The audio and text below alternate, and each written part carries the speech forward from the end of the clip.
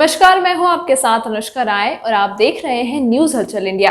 चलिए नजर डालते हैं आज की बड़ी खबरों की ओर। खरगोन जिले के सनावद में एक निजी अस्पताल में महिला डॉक्टर की लापरवाही उजागर हुई है, जिसमें डिलीवरी के दौरान एक प्रसूता की मौत हो गई, जिससे अस्पताल में हड़कंप मच गया। आपको बता दें कि ग्राम भुगावा के नरेंद्र बिरला द्वारा अपनी 24 वर्षीय पत्नी दीपिका को प्रसूति के लिए सनावद के निजी अस्पताल में लाकर एडमिट कराया गया और डॉक्टर की लेट लतीफी के कारण प्रसूता को अचानक झटके शुरू हुए और उसकी दर्दनाक मौत हो गई। लिहाजा घटना के बाद परिजन ने अस्पताल प्रबंधन की लापरवाही उजागर करके उचित कार्यवाही करने की मांग की है। इस दौरान मृतका के पति नरेंद्र ने महिला सर्जन संगीता बांके के ऊपर इलाज में लापरवाही बरतने का आरोप लगाते हुए दंडात्मक कार्यवाही करवाने की बात कही। वहीं महिला डॉक्टर ने एक बेहोशी के डॉक्टर का हवाला देकर बताया कि प्रसूता को अचानक झटके शुरू हुए और उसकी मौत हो गई। बहरहाल मामला संज्ञान में आने के बाद अब जिला स्वास्थ्य अधिकारी रजनी डाबर ने मामले की उच्च स्तरीय जांच करके कार्यवाही करने की बात कही है। उसके गर्भ में बच्चा था, उसकी भी मौत हुई। लापरवाही का आरोप परिजन लगा रहा है। हाँ, ऐसा हुआ था। कल सुबह पेशेंट 6:30 बजे हमारे हॉस्पिटल होली क्रॉस हॉस्पिटल में एडमिट हुई थी। पहला बच्चा था। मरीज को प्रसव पीड़ा शुरू हुई थी। मेरे द्वारा मरीज को 7:30 बजे देखा गया। जांच करके मैंने ये पाया कि नॉर्मल प्रसव कराया जा सकता है, जिसके लिए मैंने उसको कुछ दवाइयाँ दी और ये समझाया कि 2 बजे तक इन दवाइयों का असर पूरा होगा, जब मैं रिपीट चेक करके बताऊँगी आगे नॉर्मल के लिए अपने को ट्राई करना है या सीजर पे जाना है। इस दौरान 9:30 बजे प्रसव पीड़ा बढ़ने के समय जब पेशेंट से दर्द सहन नहीं हुआ, उसने मुझे बोला कि मैडम हमारा सीज़र कर दो, हमें दर्द नहीं सहन हो रहा है। जब अटेंडेंट से पूछा गया कि आप रेडी हैं सीज़र के लिए, आप साइन कर दो, तो बोले नहीं, इस अस्पताल में तो सिर्फ सीज़र होते हैं, मुझे यहाँ सीज़र नहीं कराना, मुझे अपने पेशेंट को यहाँ से लेकर दूसरे अस्पताल में जाना है, दूसरी मैडम से मैं सीज़र करवाना चाहता हूँ।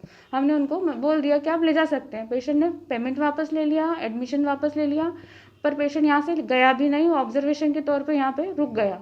पेशेंट को प्रसव पीड़ा थी तो हमने कहा ठीक है, रुक जाने देते हैं। फिर जब मैं ओपीडी के समय पे यहाँ 11 बजे पहुँची तो मुझे पता चला पेशेंट अभी तक नहीं गया है, यहीं अस्पताल में रुका हुआ है। अटेंडेंट ने मुझे आके पूछा कि मैडम क्या स्थिति है। मैंने बोला सीज़र की आपकी तरफ से बात आई थी, पेशेंट को प्रसव पीड़ा सहन नहीं हो रही है तो हम सीज़र कर सकते हैं, तकलीफ ज़्यादा है तो उस समय भी रेडी नहीं थे ऑपरेशन के लिए।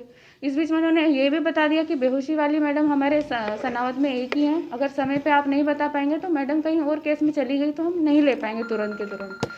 तो वो बोले हम सोच के बताते हैं। करीब 12:30 बजे के आसपास मरीज को इस बीच झटका आ गया अचानक ब्लड प्रेशर बढ़ने से, जो शुरू से अभी तक नॉर्मल चल रहा था। बच्चे की धड़कन और मरीज का ब्लड प्रेशर सब कुछ अभी तक नॉर्मल चल रहा था, प्रसव पीड़ा धीरे धीरे बढ़ रही थी। तो उन्होंने बोला कि मैडम आप जल्दी से जल्दी सीज़र कर लो। बेहोशी वाली मैडम से मेरी बात हुई, उन्होंने बोला मैं 1 बजे तक आती हूँ, 1 बजे अपन सीज़र के लिए ले लेंगे। जैसे ही अटेंडेंट रूम से बाहर गए, ऊपर से सिस्टर मेरे पास दौड़ती हुई आई कि मैडम मरीज को झटके आ गए हैं। झटके के समय पे मरीज का बीपी 150-110 के अराउंड पाया गया, जिसके लिए उसे सारे इंजेक्शन झटके रोकने के लिए, ब्लड प्रेशर कंट्रोल करने के लिए दिए गए। उस समय तक बच्चे की धड़कन ठीक थी, पर पहले झटके के बाद मरीज गंभीर अवस्था में पहुंच चुकी थी। फिर मैंने बेहोशी वाली मैडम और मेडिसिन के डॉक्टर को तुरंत बुलवाया। इतनी देर में दूसरा झटका इतनी इंटेंसिटी के साथ आया कि मरीज की जान तुरंत चली गई और बच्चे की धड़कन पेट में मिलना बंद हो गई। कारण क्या मौत का? अचानक ब्लड प्रेशर बढ़ना, जिसके कारण झटके आना, और जो दूसरा झटका था उसके बाद पेशेंट सडन कार्डियक अरेस्ट में चली गई। आरोपी का परिजन का कहना है कि जैसे उनको मैडम जानकारी लगी तबीयत बिगड़ी तो आपको बुलाया 11 बजे, आपने 11 बजे समय दिया, फिर 2 बजे 11 बजे तो ये था कि पेशेंट के अटेंडेंट जाना चाह रहे थे, जा रहे थे, तो मैंने अटेंडेंट से पूछा कि आप क्या चाहते हो, तो बोले कि हम अभी देखना चाहते हैं कि क्या करना है। मैंने बोला सीजर करना है, जल्दी से बताओ, कर लेते हैं। पेशेंट स्टेबल कंडीशन में थी, ब्लड प्रेशर, बीपी और बच्चे की धड़कन नॉर्मल चल रही थी। बार बार बुला रहे थे वो लोग और आप नहीं आ पा रहे थे? नहीं, मैं इस अस्पताल में ही रहती हूँ। सुबह 8 बजे भी मैंने देखा गया और वो तकलीफ थी उनकी, दर्द नहीं सहन कर पाने वाली। लापरवाही के चलते इसकी जान गई माँ बेटी की दोनों की। लापरवाही इसमें ये हुई है कि जैसे ही मरीज का ब्लड प्रेशर और जो झटके आने के बीच में कोई समय नहीं मिल पाया, तो मैं पहले से उनको ये अवगत नहीं करा पाई कि ये झटके आने की समस्या क्या होती है, इसमें मरीज को क्या क्या कॉम्प्लिकेशन हो सकते हैं और इसमें अचानक जान चली गई, क्योंकि ये सब 5 मिनट के अंदर हुआ। मैं उनको पहले से ये सब कुछ नहीं बता पाई, क्योंकि ऐसी कोई कंडीशन पहले से नहीं थी।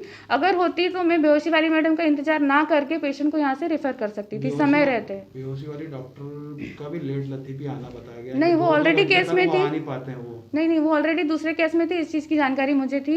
ये मैंने पेशेंट के अटेंडेंट को साफ साफ, जो खुद भी डॉक्टर है, उन्हें समझा दिया था कि आप समय रहते बता दो और पेशेंट को को सीजर करने की कोई अर्जेंट कंडीशन थी ही नहीं, सब स्टेबल चल रहा था।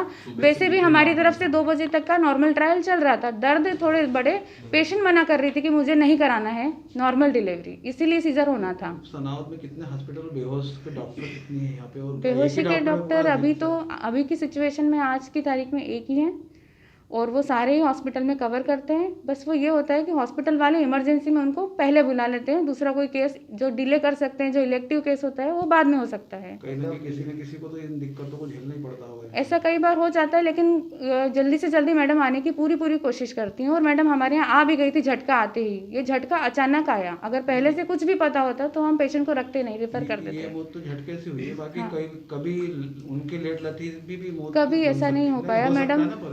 हो सकता है, लेकिन हम पहले उनसे, कभी भी पेशेंट एडमिट होता है तो सबसे पहले हम पेशेंट को एडमिशन से पहले मैडम से बात करते हैं कि आप अवेलेबल हैं तो हम पेशेंट को रखेंगे, नहीं तो हम उसको रेफ़र कर सकते हैं या जहां मैडम जिस हॉस्पिटल में वहां भेज सकते हैं जहां वो तुरंत ऑपरेट हो सके। सुबह से इनका बीपी ये सब नॉर्मल था।